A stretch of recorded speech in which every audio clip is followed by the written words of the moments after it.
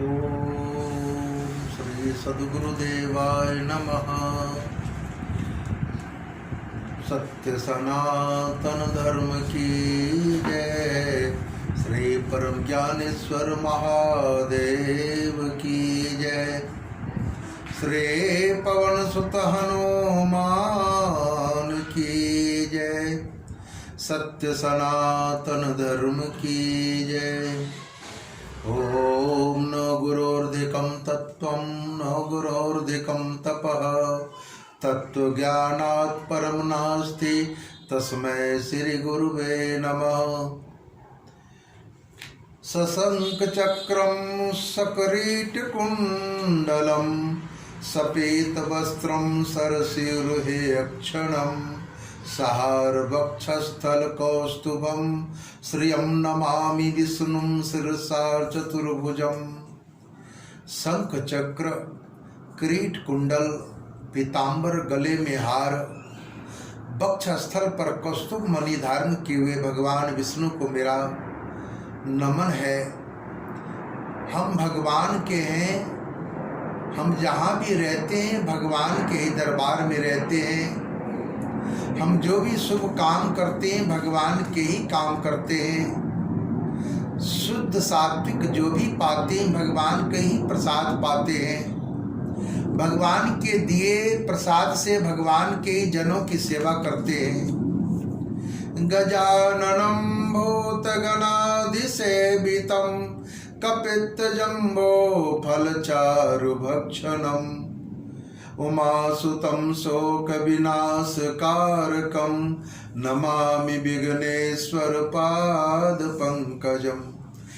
गजानन भूतगणों से सेवित कपित्थ जम्बो जिसका प्रिय भोजन है। पार्वती पुत्र शोक विनाशक गणेश जी को मेरा नमन। कर्पूरगौरं करुणावतारं संसार सारं भुजगेन्द्रहारं सदा वसन्तं हृदयारविन्दे भवं भवानी सहितं नमामि। गौरवर्ण गले में सांप परम कारुणिक विश्व के मूल कारण हृदय में सदा विराजमान पार्वती शिव को मेरा प्रणाम। या देवी सर्वभूतेषु शक्तिरूपेण संस्थिता नमस्तस्यै नमस्तस्यै नमस्तस्यै नमो नमः। सारे जीवों में शक्ति रूप से स्थित देवी को बार बार नमस्कार। नीलांबुज श्यामल कोमलांगम सीता समारोपित वामिभागम पानो महासाय एक चारु चापं नमामि रामं रघुवंशनाथम। नीले कमल के समान श्याम और कोमल अंग जिनके हैं, सीता जी वाम भाग में विराजमान हैं। हाथों में अमोघ बाण सुंदर धनुष है। उन रघुवंश के स्वामी श्री रामचंद्र जी को मैं नमस्कार करता हूँ। मनोजवम मारुततुल्य वेगम जितेन्द्रियं बुद्धिमतां वरिष्ठं वातात्मजं वानरयुद्ध मुख्यं श्री रामदूतं शरणं प्रपद्ये। मन जैसे स्फूर्ति और वायु जैसे वेग वाले परम बुद्धिमान इंद्रिय निग्रही वानरपति वायुपुत्र हनुमान जी का मैं शरण लेता हूँ। बंसी विभूषित करा नवनीर दावात पीतांबरा दरुण बिंब फलाधनोष्टात् पूर्णेन्दु सुंदर मुखाधर विंद्र नेत्रात् कृष्णात् तत्तु परम किमपि तत्त्वमहं न जाने। हाथ में बंसी, घनश्याम शरीर पर पीतांबर, बिंबा जैसे लाल होठ, पूर्व चंद्र जैसा मुख, कमल नेत्र, ऐसे कृष्ण के अतिरिक्त और कोई तत्व को मैं नहीं जानता।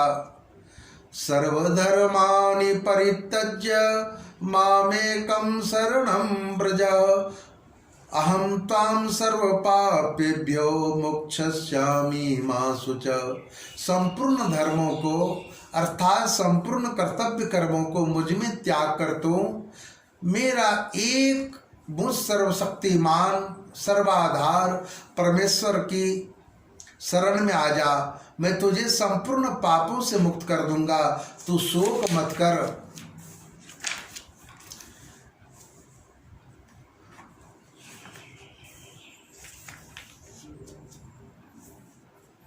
पुराणों में कथा आती है कि जब मार्कंडेय जी 5 वर्ष के थे तब एक दिन वे अपने पिता मृकंडू जी के गोद में बैठकर खेल रहे थे। उसी समय एक महाज्ञानी सिद्ध महात्मा वहां आए। उन्होंने बालक के लक्षणों को देखकर महर्षि मृकंडू से कहा, मुने, यह बालक कोई सामान्य बालक नहीं, यह दैवी गुणों से संपन्न है, किंतु इस बालक का एक लक्षण इसके अल्पायु की सूचना देता है। अतः इसके लिए हितकर उपाय की व्यवस्था कीजिए। महात्माओं की बात झूठ नहीं होती, वृथा न जाए देव ऋषि वाणी। यह सोचकर मृकंडू सोच में पड़ गए। उन्होंने समय से पूर्व ही बालक का उपनयन संस्कार कर दिया और धर्ममय कर्तव्य का उपदेश देते हुए कहा, बेटा, तुम जिस किसी भी ब्राह्मण या महात्मा को देखना उसे विनय पूर्वक प्रणाम अवश्य करना। बालक मार्कंडेय ने पिता की आज्ञा सहर्ष स्वीकार कर ली। जो भी श्रेष्ठ जन महात्मा विद्वान उन्हें दिखाई देते, मार्कंडेय जी उन्हें बड़े ही श्रेष्ठ भाव से, भक्ति भाव से विनय पूर्वक प्रणाम करते। इस प्रकार उनकी आयु जब केवल 3 दिन शेष रह गए, सप्त ऋषिगण उधर से निकले। सप्त ऋषियों का दर्शन कर मार्कंडेय जी को बड़ा आनंद हुआ। उन्होंने श्रद्धा पूर्वक बड़े ही विनीत भाव से अलग अलग सभी महर्षियों को प्रणाम किया। सबने उन्हें दीर्घायु होने का आशीर्वाद दिया।